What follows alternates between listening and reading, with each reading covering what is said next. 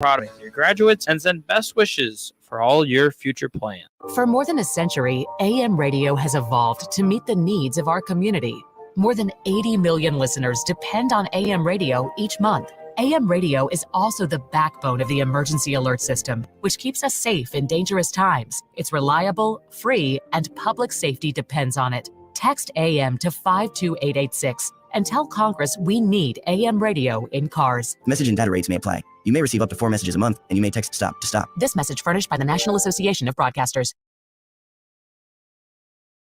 News time is 7 minutes after 8 o'clock here on this Thursday morning.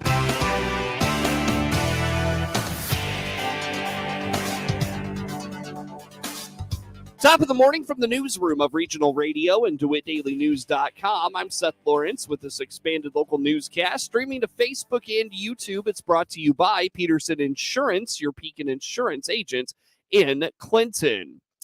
With wind and solar regulations in place per state mandate, local governments are now faced with questions of who reviews applications to give them the stamp of approval if they meet all the guidelines. According to DeWitt County Board Chair Dan Matthews, that was a question posed at the most recent DeWitt County Board meeting. Matthews says the process is now much more streamlined compared to before. I could see that. Well, I think the county board needs to take it on because there's only one hearing required now.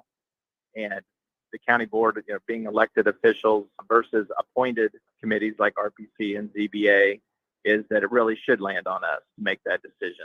They're not easy decisions, and you're definitely not making everyone happy, whichever way you vote on those two issues.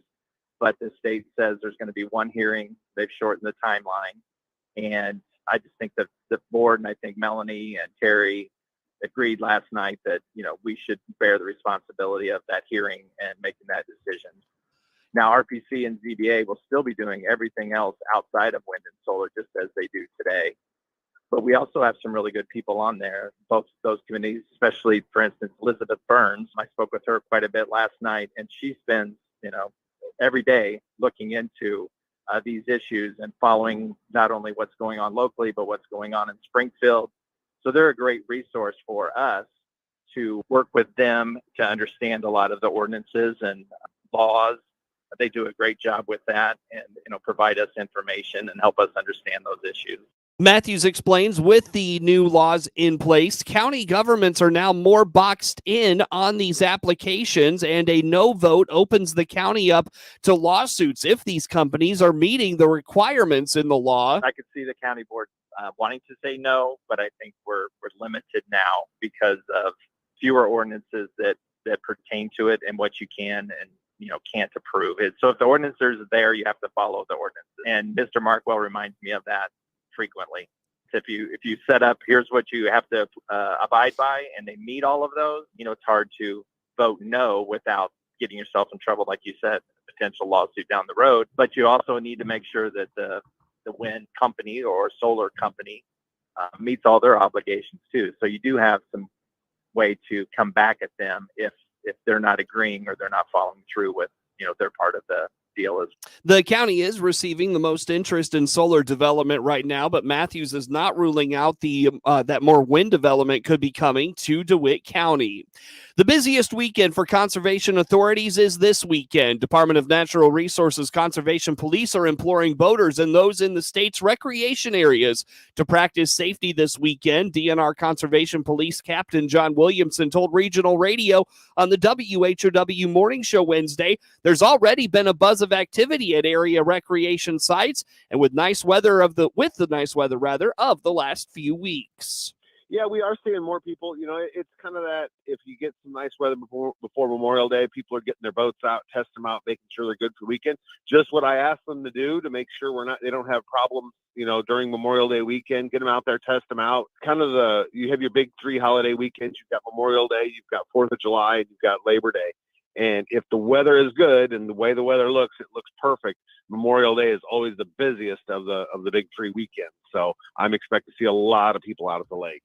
Priority number one for authorities when it comes to boaters and their safety is life jackets. Captain Williamson reminds you want a life jacket that fits properly for each person on board the boat. We talk about the equipment, everybody, the biggest thing we want to make sure is that everybody has a life jacket. So if there is a problem, if there is something going on, that they have a chance to help themselves. And you need to make sure that there's a wearable life jacket for everybody on board that's the right size and type. If you've got kids on there, you need to make sure you have kids' life jackets, because if you put an adult life jacket on a kid, they jump in the water and there's an emergency situation, that life jacket's just going to come shooting off of them.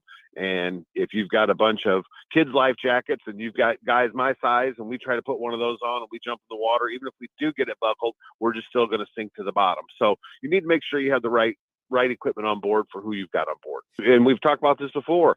Where do most of our boating fatalities take from? Is it the big boats or is it the kayaks and canoes? And inevitably, it's always the kayaks and canoes that we have our most fatalities from. It's not the big boats. It's not the big accidents, things like that. Those don't happen very often. When they do, they're traumatic. But most of our accidents that involve fatalities, serious injuries, are on small boats. So it's important that, even if it's just a little canoe, if you're out on a private body of water, you're required to have that life jacket.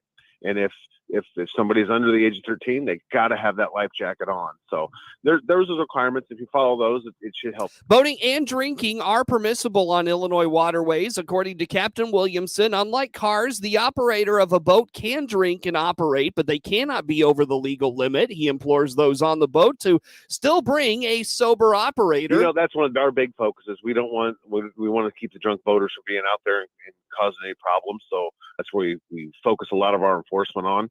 It's unlike a car, the operator can be drinking, but he can't be drunk. So they need to make sure that if you are drinking on a boat, to have a sober operator. And it's best not to drink at all. If you're going to be a sober operator, make sure that you're good. A lot of times, this time of year, you put 12 people on a pontoon boat, you're responsible for all those lives. And we want to make sure that you stay safe. So basically, it's the same 0.08 limit. And you just got to make sure you stay under it. It's just the same as what it's in a vehicle. I mean, you just look for operation and doing things that aren't normal. People drink alcohol, they lose their inhibitions, they start to do things they normally wouldn't, and we just pick up on those as we're watching them on the water. So those are just the things we look for. For boaters in congested areas with all types of boats around, Captain Williamson says you want to be aware of those boats around you and be courteous to those that may be on the move. And that's a huge thing. And that was one place I'm glad you went to. We didn't talk about it beforehand. I wanted to say, you get every type of boater out there. I've been on a Memorial Day weekend when there's, big ski boats going everywhere, cabin cruisers. And then there's a gentleman that wants to go out in this 12-foot John boat right out in the middle of all that wake and everything. I can't stop him. I can go up and suggest that, hey, maybe this isn't the day to do this.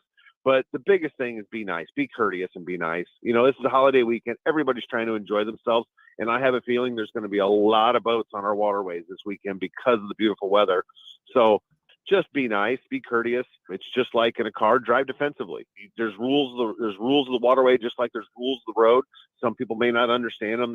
It's not like there's marked lines on the water. So just be careful. If you see a boat and he's crossing the wrong direction, slow down, let him get across, make sure you're safe.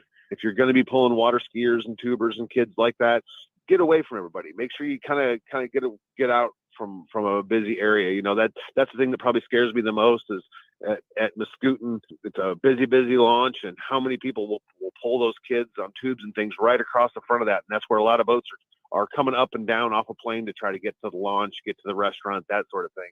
So that's just things that just make me nervous, and just try to, be as courteous as you can and do your best to stay away from people, because what's the one thing that a car has that a boat doesn't? And when you don't have brakes on a boat, you just lose a lot of control that you would have normally. So you just need to have that in consideration. When you're parking your equipment, make sure it is in a legal parking spot. Captain Williamson indicates they run into problems when individuals are standing in a parking spot to reserve it for someone, but there is a boater launching because there was an open space. He says that practice is not allowed and leads to many confrontations throughout the boating season. Additionally, Captain Williamson says if you are remaining on your boat during the overnight hours, be aware of local ordinances about noise, wake, and any lighting you may need to have.